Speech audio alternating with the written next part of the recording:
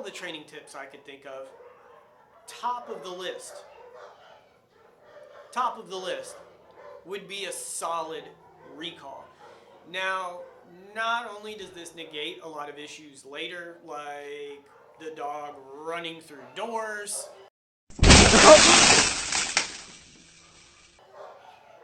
chasing after people we don't want them to,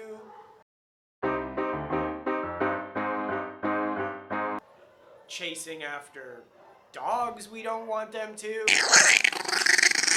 It builds a solid foundation of off-leash control right from the very start.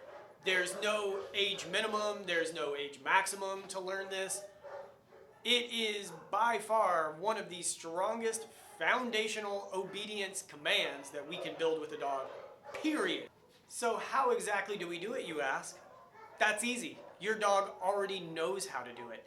In 1902, Ivan Pavlov came up with some help from others, classical conditioning. Fun bonus training fact for the day is that he didn't actually study dogs or dog behavior. What he did was he studied digestive systems. And what he found was that when he paired ringing a bell with feeding dogs, the dogs started to treat the sound of the bell the same way they did the food. It was that simple. When he rang the bell, it essentially, in the dog's mind, meant that food was there. So about that recall command that my dog already knows. What do you mean he already knows it? I tell him come, I tell him here, I tell him all these things. He never listens. He never comes back. He doesn't even notice that I'm saying anything at all. That's because your recall command doesn't sound like come here, get your ass back, whatever it is that you're saying. Your recall command sounds like this.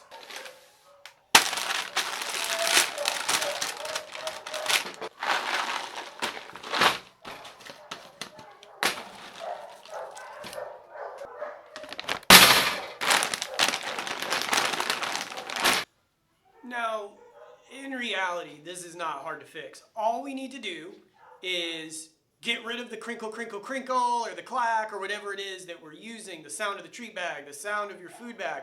We need to extinct that, get rid of it, and build something new. Now, it's not that simple.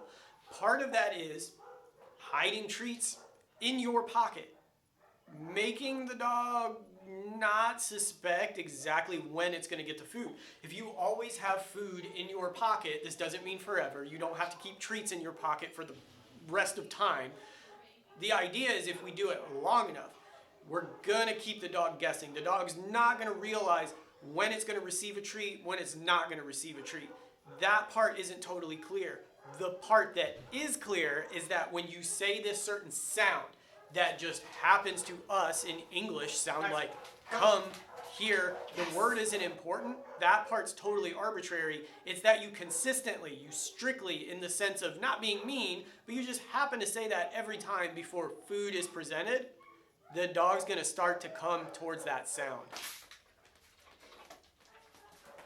Now, a super tricky part of this that I didn't mention before and I want to make sure you understand is there's a huge difference between this, see the treat, so can he.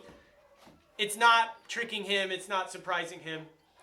He just found some on the floor. Anyways, so there's a huge difference between this and this. So he can't see the treat. This is an integral part. So we're always trying to mitigate and kind of lessen the amount of processes that the dog has in between the command that we give them, and what they're actually doing. So if he needs to see the food to come back, that's something that I want to eliminate. And it's just as simple as hiding the treat with your hand. So the idea is we're using the hand command because you're not always going to have food when you need to bring your dog back. I want him to see this hand command and it be just as meaningful as if he saw food in my hand. Going back to the Pavlov thing we talked about earlier. Axel, come. Good boy. That's it. That's what we want. It's just that simple to start. We're just going to keep making it a little bit more difficult as we go along. And that's pretty much it. You nailed it. Follow these steps and your dog's recalling, or you're at least in the beginning stages of having a dog that has a solid recall. What I would recommend, if this has worked for you, continue to add more and more distractions.